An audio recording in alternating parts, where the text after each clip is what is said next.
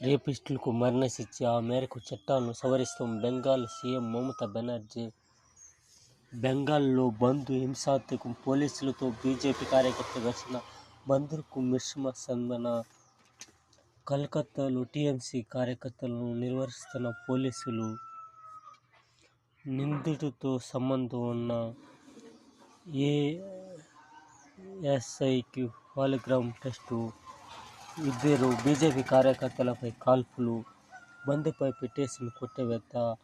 దీదీ మీకెంత ధైర్యం, Sandeep ఘోష్పై MA suspension వేటు. బెంగాల్ తగలబడితే ఢిల్లీ కూడా. బెంగాల్ ప్రభుత్వంలో ఎంత అరాచకం జరుగుతుంది, అది బార్డర్ వంటి ప్రదేశం. ఎంత